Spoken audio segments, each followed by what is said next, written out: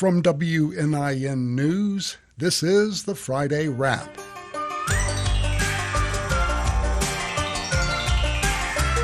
I'm John Gibson. On today's show, we welcome John Martin of Evansville Living to talk about a new series of articles called The World is Here. We'll hear from WNIN's Tim Jagalow about Evansville's new city council president.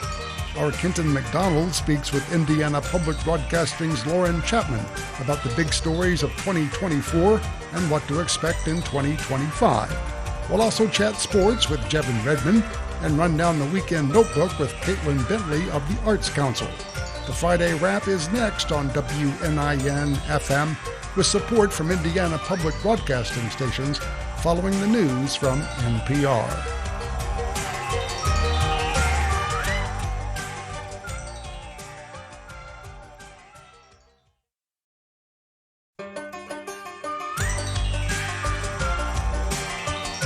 It's the Friday Wrap on WNIN FM. I'm John Gibson. Good to have you along on this Friday.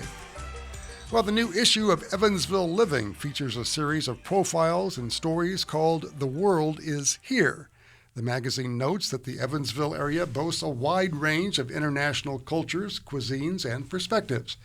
Joining me now is Evansville Living's John Martin, and also Jody Keene from Evansville Living. They authored several of the articles, and it's great to have both of you with us today. Good to be back, John. Thank you for having us. Good to have you. Well, these are some fascinating stories, and I'm sure lots of work went into all of this. John, let's start with you. I understand you spoke with a woman from Ukraine whose family fled the country after the Russian invasion, right?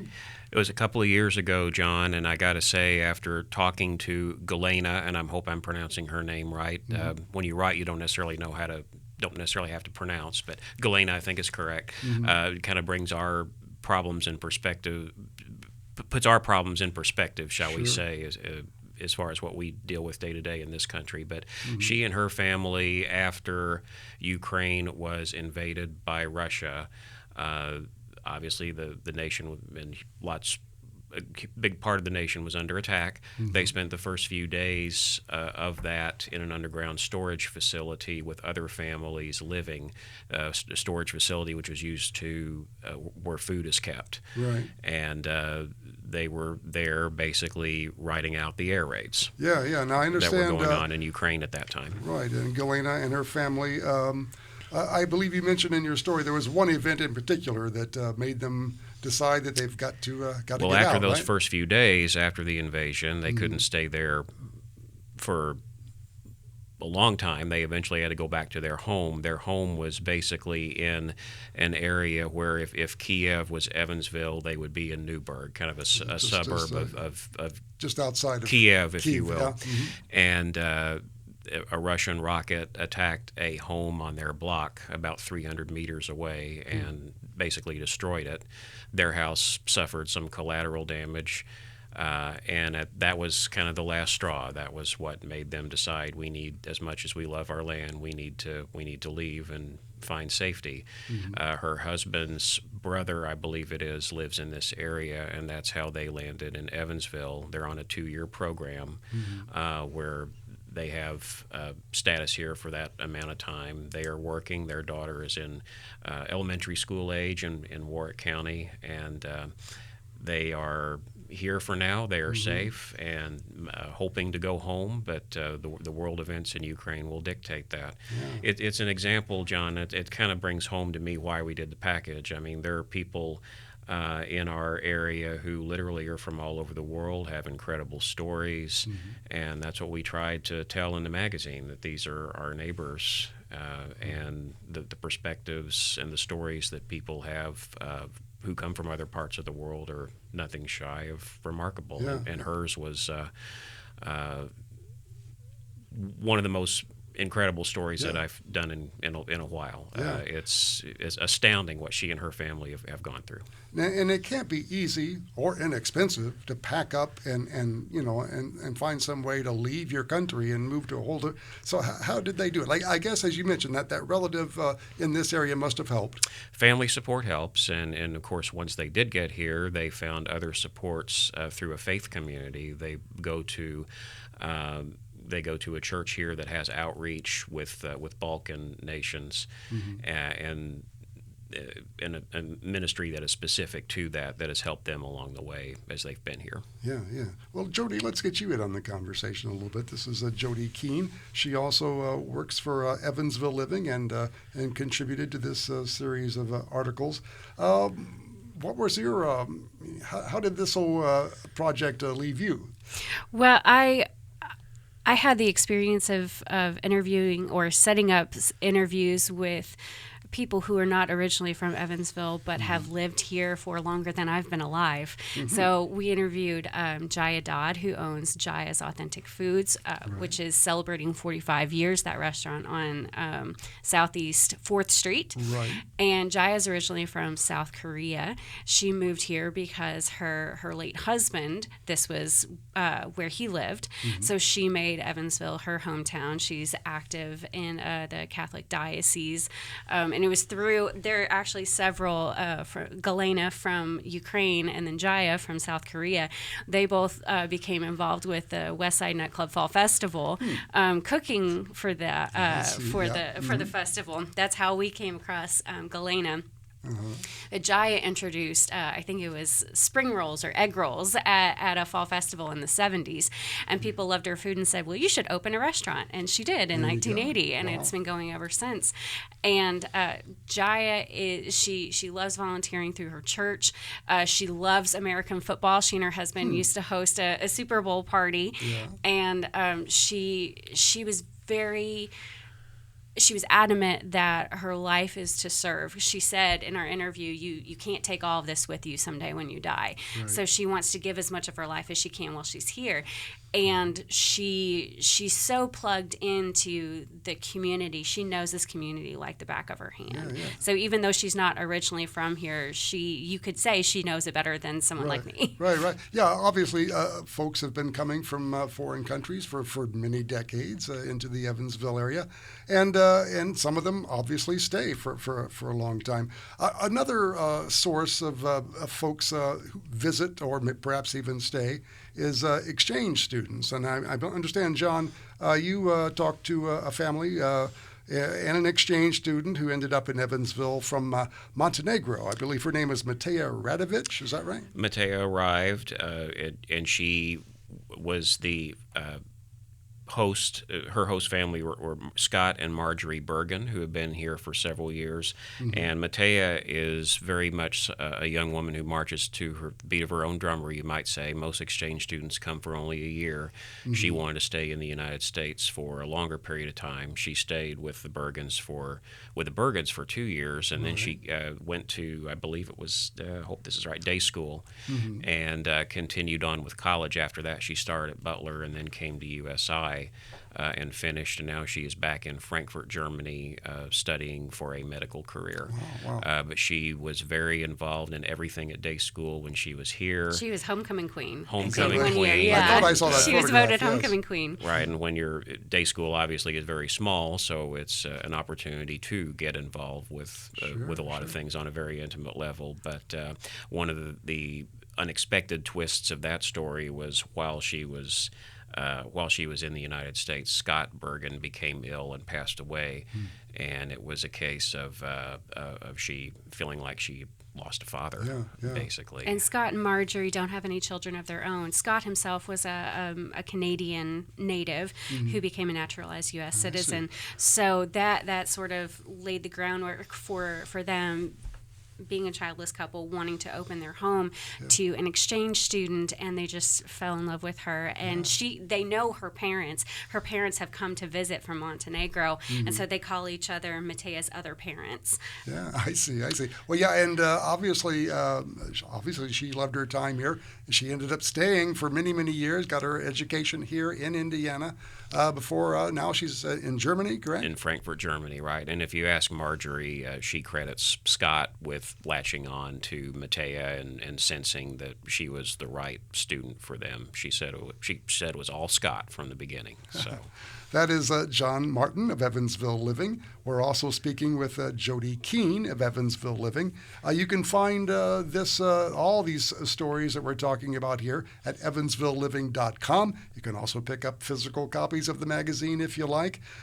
John, in another article, you tell the story of a young man whose family made its way to Evansville, originally from the Marshall Islands, the tiny islands out in the Pacific Ocean. How did he and his family end up here?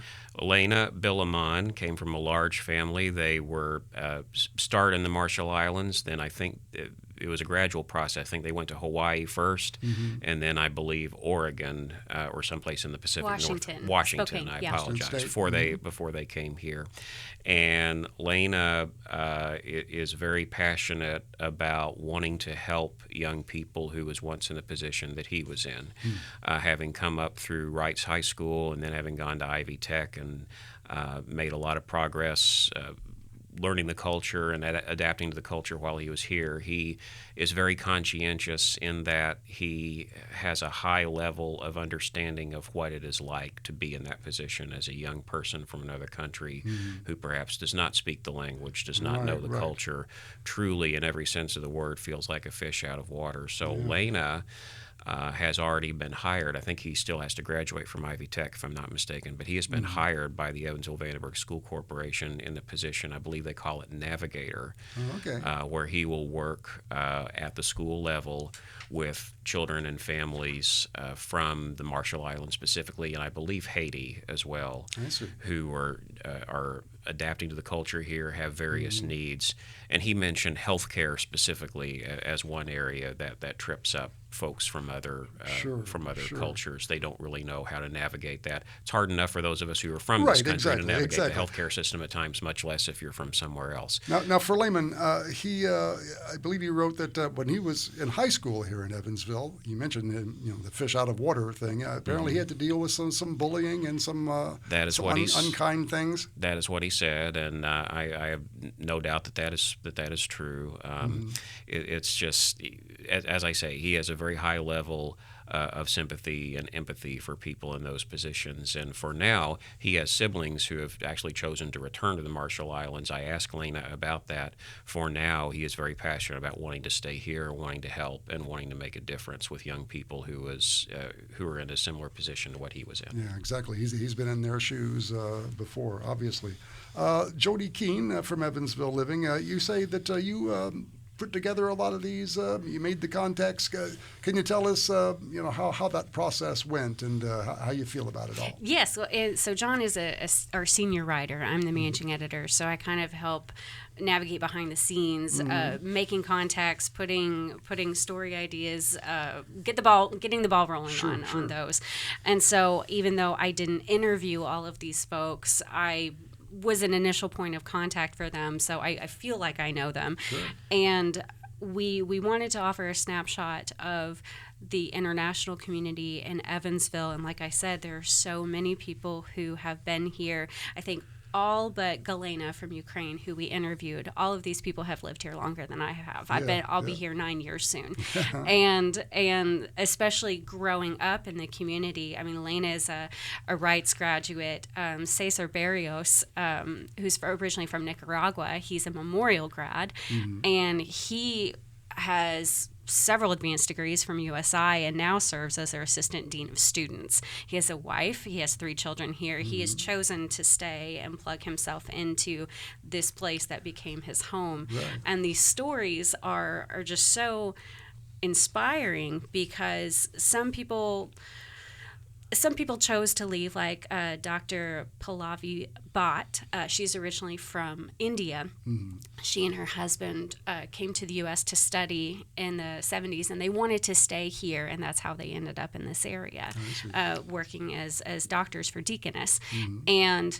But others, such as Galena or Galena Masco, who's originally from Haiti, she fled because of the unstable situation there. Everybody ends up where they are for a different reason. We all have a story of how we ended up where we are, and that's what we wanted to convey here. This is the Friday Wrap on WNIN FM. I'm John Gibson. We're speaking with John Martin and also Jody Keene, who you just heard from. They're both from Evansville Living, and we're talking about that series of profiles and stories called The World is Here.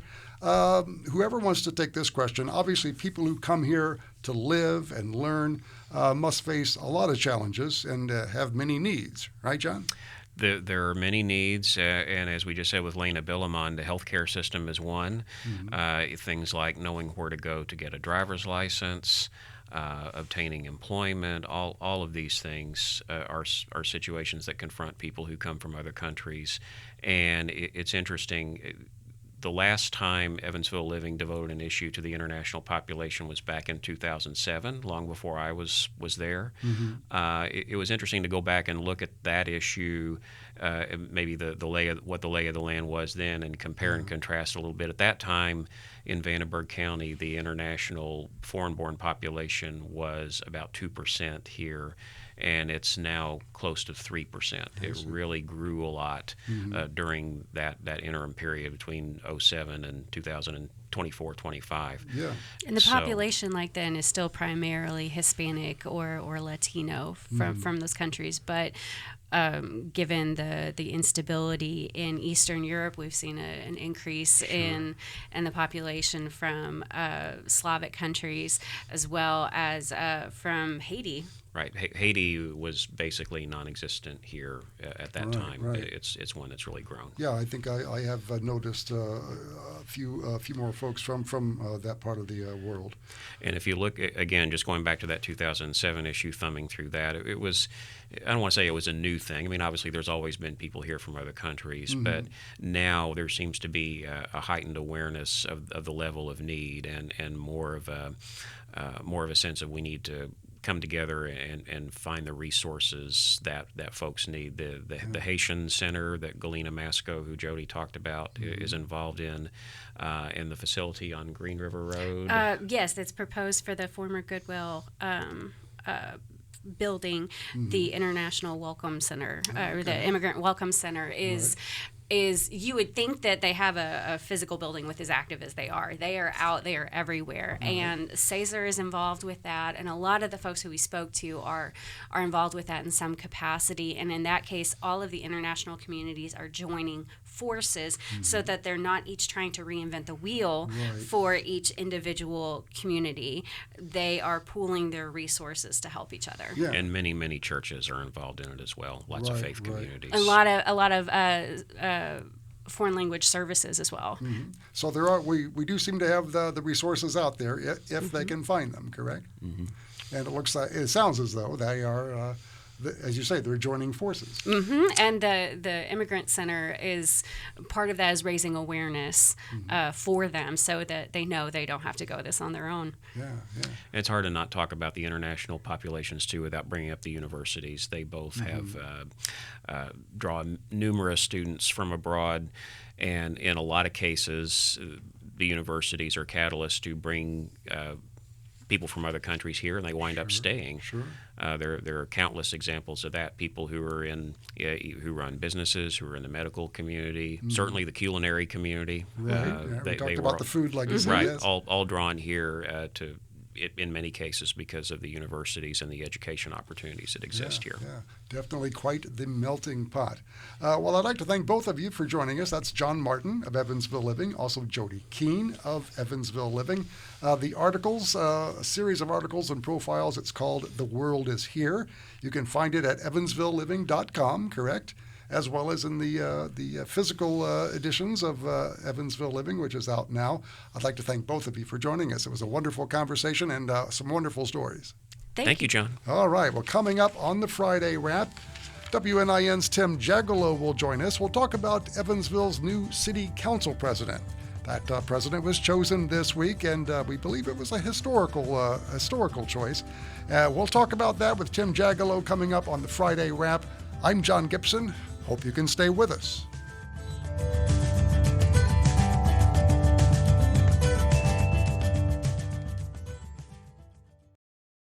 WNIN listeners are civic leaders serving on nonprofit boards and committees, and they're engaged in the community.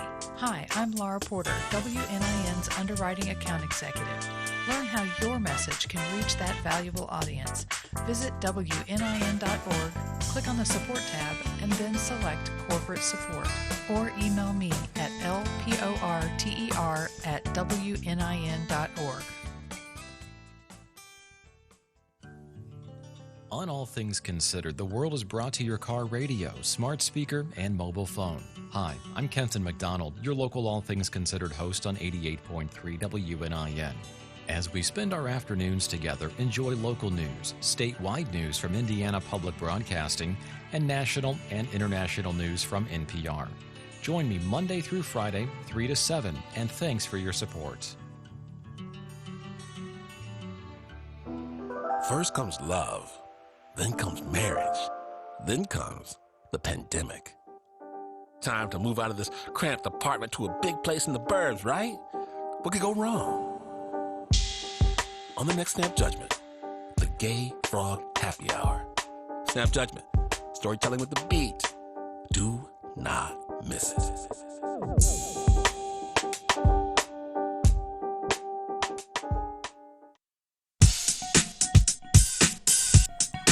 It's the Friday Wrap on WNIN FM. I'm John Gibson. Thanks for joining us on this Friday. Well, a quadriplegic man is now the Evansville City Council president. As WNIN's Tim Jagallo reported this week, Ben Truckman is likely the first quadriplegic to serve in that position.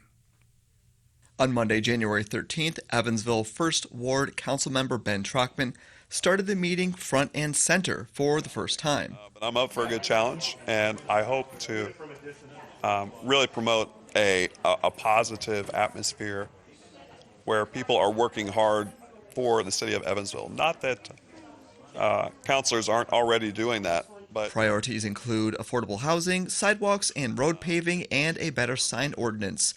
Another priority is providing representation and visibility for those with disabilities. Truckman is paralyzed in all 4 limbs following a 2006 motocross injury as a teenager. He can't turn his head and uses a special machine to breathe. His appointment is important because of the representation and perspective he provides, says Douglas Woodwell, president of the United Spinal Association of Indiana. It's really great that somebody like that is in a position to identify the specific problems that people with disabilities encounter.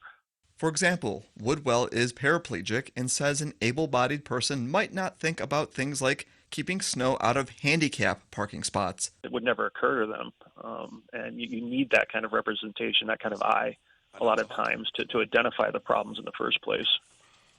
all right. Well, let's move to a roll call, please, Madam Clerk. Councilwoman Mosby? Aye. Councilman Hieronymus? Aye. Councilwoman Carruthers? Aye. Councilwoman Kaler? Now Truckman runs city council meetings. He's been a council member since 2019, but he recalls a time when public buildings weren't welcoming. Just in terms of accessibility and being able to get in the doors. It wasn't too many years ago that there was not a ramp to get up actually on the podium here. Truckman has some extra accommodations. He uses a hands-free microphone, not button-operated, for his place at the bench. He also uses voice recognition software to compose emails and documents. And so in terms of accessibility and technology, it's having the faith of the people to invest in technology and accessibility to get to where I am today. His appointment is unique and historic as an individual achievement. Also unique is the opportunity to work closely with his brother, J.R. Truckman, city council attorney. The siblings sit right next to each other at meetings. Is there a motion to adopt the consent agenda as written? So moved. Second. Hearing a first and a second. As the agenda proceeds, J.R. places documents within his brother's field of view as Ben runs the meeting. All in favor, please say aye. Aye. Opposed? So ordered. Committee reports. There are no committee reports today. His first meeting as president included officer and committee appointments and union contract And agreements. so it's important to have a counselor that understands the issues and that you feel comfortable leading throughout the meeting. But the dynamic of having a brother as an attorney sitting next to you makes it even that more special. JR became part of Ben's civic life after he was elected, prior to becoming council attorney. We've always enjoyed our dynamic, and this is what we've always wanted. We've always wanted to work together to help better our community, and this was one of the first opportunities for us to do it together, and it seemed like a no-brainer. After the meeting, Ben enters his Braun Ability van via powered wheelchair. His brother JR is at the wheel. How could you start your year off better than to be selected by your friends and your coworkers as president, but also be sitting next to your brother to help serve the community? For WNIN News, I'm Tim Jagalo. Another 9 in the books. All right, thanks. All right, man. And Tim joins us live here. Tim, as always, thank you for the good work, and thanks for coming in. Before we went on the air, you asked if I could recall any disabled persons in public office, and I must say I really can't recall any with serious disabilities. Certainly nothing as serious as what Ben Truckman deals with. So yeah, I think it's very likely that he's the first city council president, with this type of a quadriplegic situation. Now, I understand Easter Seals tipped you off that this was happening. Is that right? They did. They let us know. And the first meeting of the year is always electing the officers and things like that. So it should have been on my radar anyways. But they did let me know that he was likely going to be appointed as city council president, which is of course a big deal. Mm-hmm. And so, when I talked to Pam Kirk with Easter Seals, she said, as far as their organization knows, they have he's the first. And in case you didn't know, Easter Seals is a nonprofit organization that provides free or low cost sliding scale, I should say, therapy for people with disabilities. And they did work directly with Ben Truckman following his accident. Mm-hmm. Now, we heard the terms paraplegic and quadriplegic in your story. If you can just tell us, for folks who may not realize what the difference is between those two. Sure. These are two different kinds of paralysis, of course, and I have no medical knowledge. This is just me looking it up online. Sure. At good sources. But this is usually due to nerve damage. It could be temporary or permanent. This can happen due to injury, like in his case, or in Douglas Woodwell's case, or it could happen due to a stroke or multiple sclerosis. And so basically the brain's unable to transmit messages to the parts of the body it needs to. There's many different types. But paraplegia, there's the individual no longer has use of their legs. Mm-hmm. Monoplegia, one limb does not function. Right. And in quadriplegia, the arms and legs do not function. And again, Ben Truckman can't move his head either. Yeah. And he can't breathe without the help of a machine. Yeah, well, it's an amazing story, and as you pointed out, this was the first city council meeting of the year, and so officers were chosen. What else happened at the first city council meeting? Well, like I said, it's an important meeting of the year. It's not a very exciting meeting, but they do elect new officers. Ben Truckman started in the middle of the room, and outgoing president Zach Hieronymus ran the meeting, and then appointed him to be the city council president.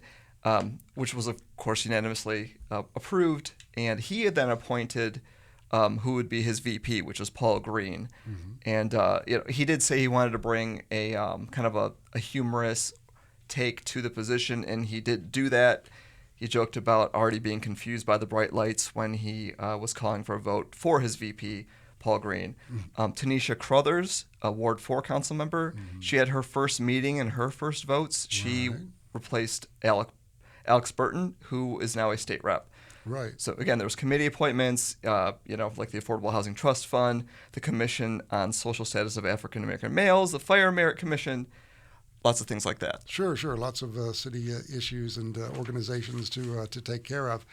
Well, Tim, anything else to add that we haven't touched on here? Well, I asked Douglas Woodwell what's next for accessibility. And I don't think he was implying that the mission is complete when it comes to public buildings, but public buildings and civic buildings have a lot more strict laws on ADA compliance and accessibility. He said the private sector and private businesses is kind of the next thing. Obviously, a lot of them are acceptable. Some of them are not. There are exceptions for what kinds of business. Like if it's a small business, you may not have to provide all kinds of access. Other places that are exempt are religious organizations or private clubs. Right. And so these are kinds of things that are next. Yeah. And for example, when we talk about access in people's jobs, Ben Trockman, as his day job, is a project manager for a communications firm, Change for Balance, and they are a national firm, so he works from home for them. I see. So yeah, obviously a long way to go in terms of increasing access for disabled persons, but it sounds like we've come a long way as well. I would say so, but of course, as Pam Kirk said, Ben Trockman would be the best person to answer that question. Yeah. But according to them, yes, it's better. Could always be better. Sure. That is WNIN's Tim Jagelow. Tim, as always, thank you for your work. Nice to be back, John. Yeah, good to be back on the air here with you. Thank you very much. Well, this is the Friday Wrap, and coming up on the Friday Wrap, every day you hear stories from the Indiana Public Broadcasting News team here on WNIN FM. The team covers the State House, education, healthcare, labor, the environment, and more stories from all over the state. Coming up after the break, WNIN's Kenton McDonald talks with the IPB News digital editor, Lauren Chapman, about the big stories of 2024, content they provide beyond news, and what to expect in 2025. That's coming up on the Friday Wrap on WNIN.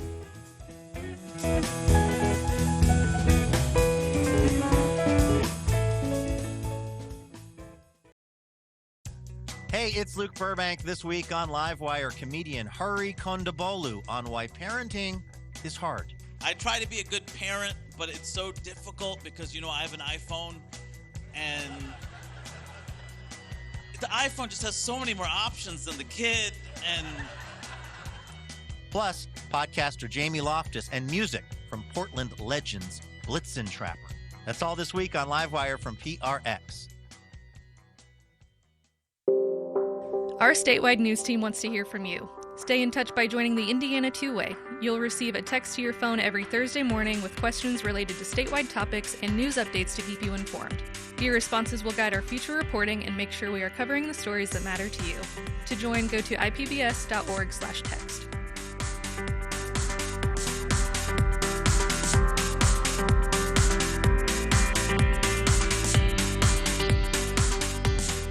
And welcome back to the Friday Wrap on WNIN FM. I'm Kenton McDonald. Happy to be joined by Lauren Chapman, the Indiana Public Broadcasting News digital editor, for the first time on the Friday Wrap. Lauren, thanks for taking the time to chat with me today. Thanks for having me. All right. Within the IPB News circles, you're a very prominent person. You are you do a lot of great work for IPB News on the digital side of things. But I wanted to have you on to talk about what IPB News does, some of the projects you guys work on, and then what we can kind of expect in 2025. So can you give me an idea, a broad overview of how IPB News is structured, and then what content and information you provide to each of the member stations throughout Indiana?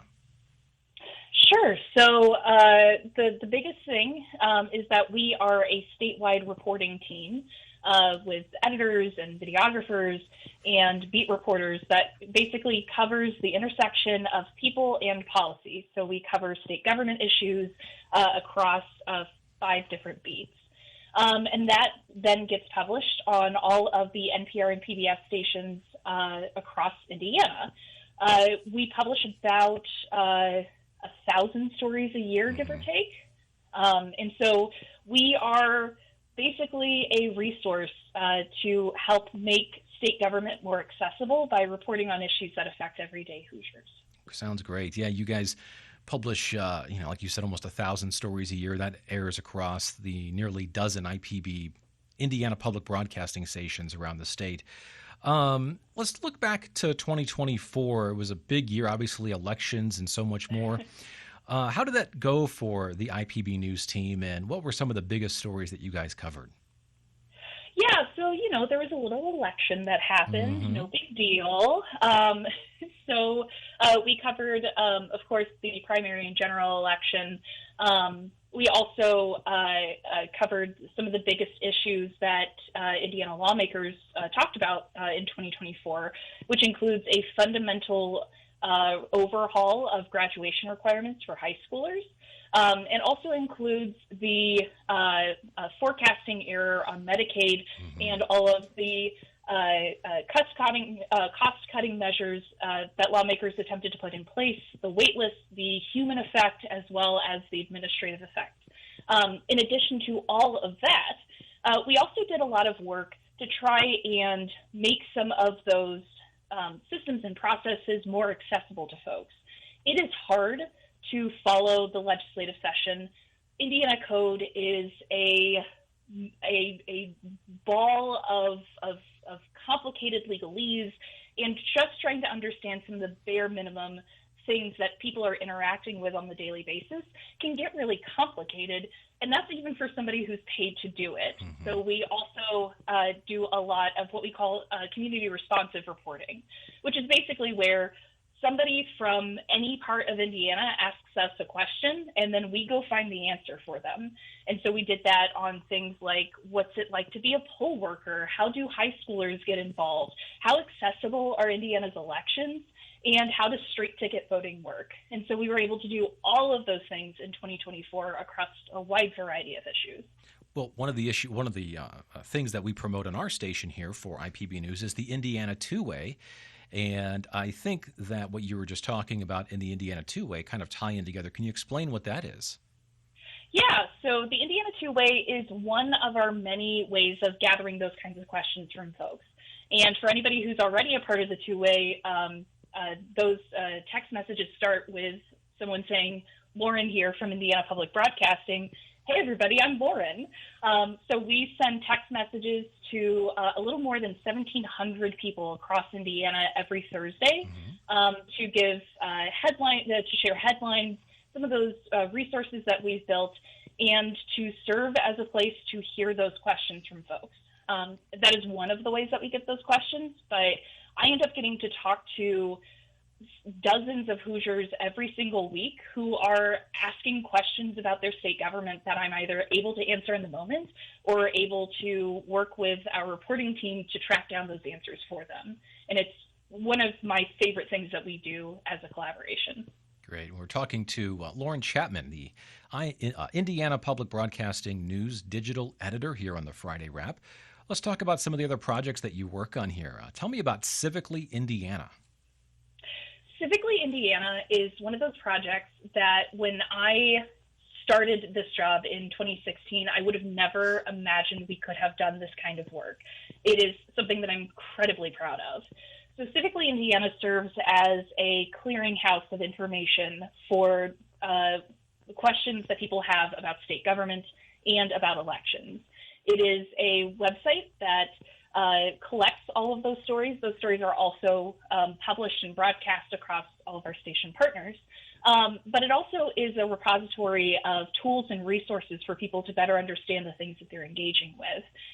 So one of my favorite examples, the thing I'm most proud of, is that I built an Oregon Trail style game to explain how Indiana's legislative session works. And so if your bill dies along the way, it dies of dysentery. It's a way to help people engage with a complicated process in a way that makes it a little bit more accessible.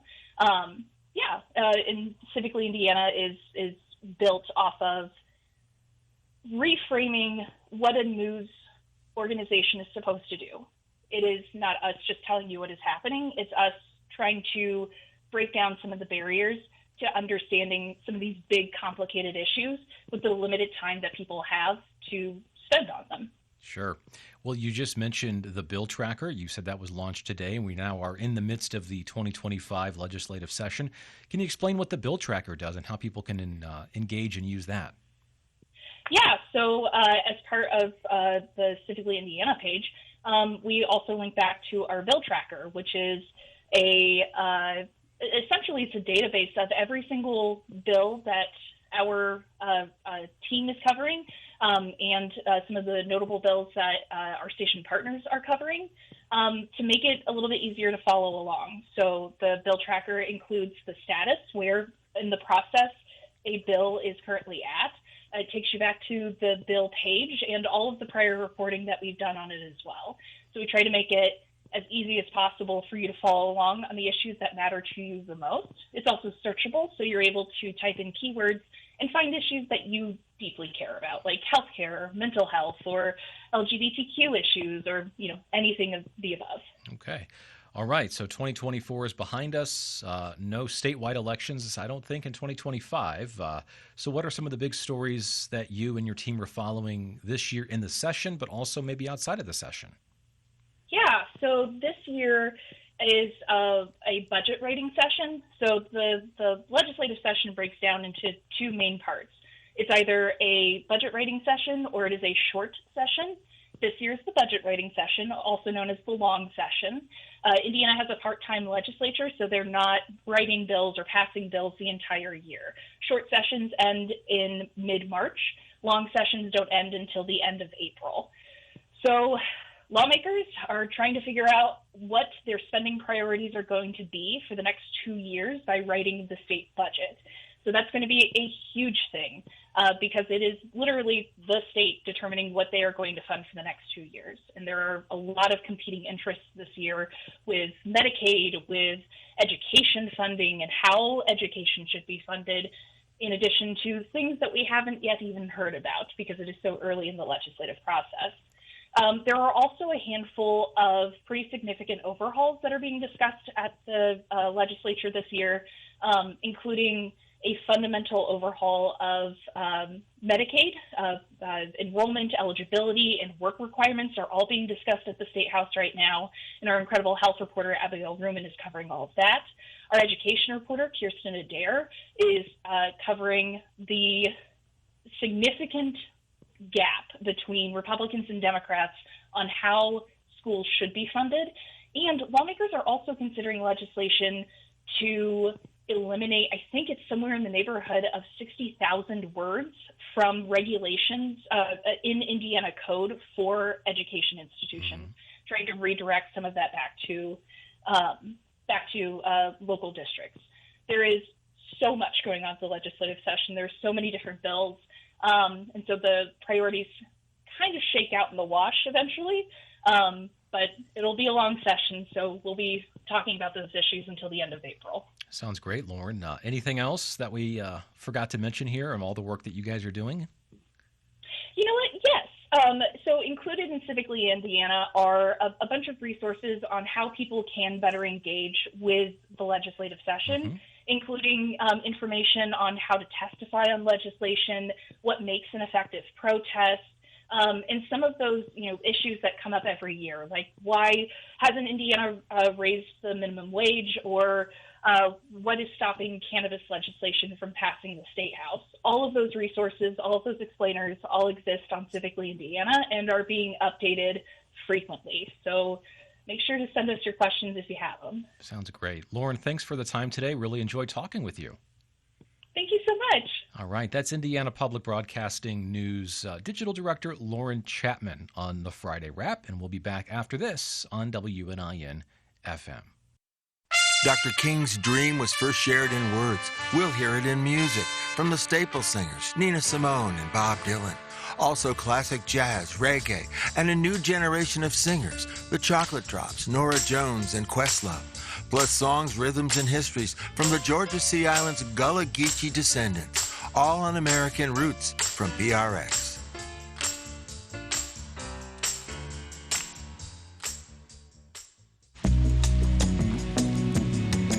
It's the Friday Wrap on WNIN FM. I'm John Gibson, and now joining me is Jevin Redmond with this week's Sports Chat. Jevin, good to see you as always. Yeah, thanks, John. All right. Well, I understand a lot of high school basketball going on this time of year. Yeah, and right now with the girls' basketball season, hard to believe, but it's just about the end of the season for them. They've got a couple weeks left in the regular season.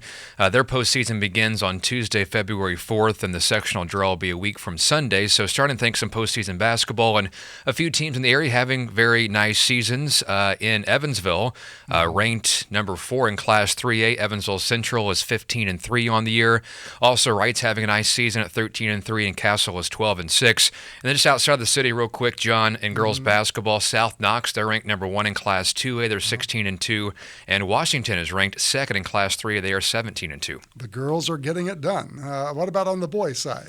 Yeah, so the boys basketball season, they're just a little over the midway point. They still have about a month and a half left in the regular season, but in town, Wrights, they're undefeated. They're 9-0 in the season. They're ranked 8th in Class 4A, and then also Central is having one of their better seasons in about a decade. They're off to an 8-2 start. All right, well, let's talk about some college basketball. I understand UE and USI are both in action this weekend, right? Yeah, and before we get to the USI and UE update with their teams, there was some big news that came out involving USI right now as on Wednesday, the NCAA Council had their annual conference, and they had the adoption of new criteria plus a reduction of years for institutions that are transitioning to Division I. So right now, USI is in that window going from Division II to Division I, and the reclassification period has been reduced from 4 years to 3 years, and what that means now is schools after 3 years can be eligible to play in the postseason tournament. So USI would have a chance to be eligible for the postseason starting next year. That would be 2025, 2026. Now, one note about that, specific benchmarks have to be met for universities that are transitioning and reclassifying. So just simply put, they have to meet Division I core guarantees, academic minimums, and financial aid thresholds. USI Athletic Director John Mark Hall said yesterday in a press conference that they will 100% pursue the shorter path, hopefully to become eligible next year. They'll have to dive into more details if they can meet that in the certain time frame, and they expect a decision at some point this summer. Just update you real quick with USI basketball. Their men's team won last night, snapping a 5-game skid. They beat Lindenwood by 7 at home, so they're 7-10 in the season, 2-5 in the conference. Women's team having another very good season. They're 13-5 after a win last night against Lindenwood. I guess we'll wrap up with Evansville. Both their men's and women's teams are in action this weekend. Women's team plays at home against Missouri State, and the men's team will be at Ford Center tomorrow against Belmont at 1 o'clock. And the Pro Places men's team, they're kind of the middle of the pack right now in the Missouri Valley Conference. They're 3-4. Yes, indeed. Well, we will see how that all turns out. Lots of basketball action going on this time of year. Jevin, as always, thank you so much. Yep, thanks, John. All right, coming up on the Friday wrap, it will be the Weekend Notebook. Hope you will stay with us.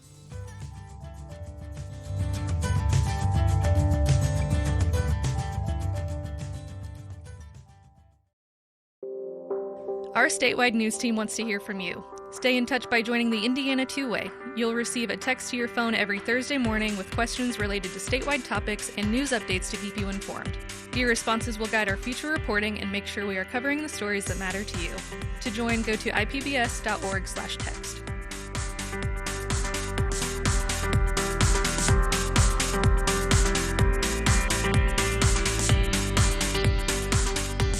Support for WNIN comes from listeners like you and from Indy Chamber, highlighting recent research studies on the potential effect of everyday smoking on Hoosiers' health and the local economy.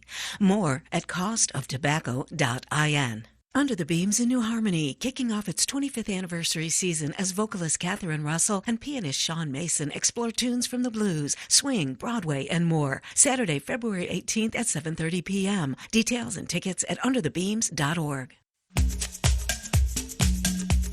It's the Friday wrap on WNIN FM. I'm John Gibson, and joining me now, Caitlin Bentley of the Arts Council of Southwest Indiana.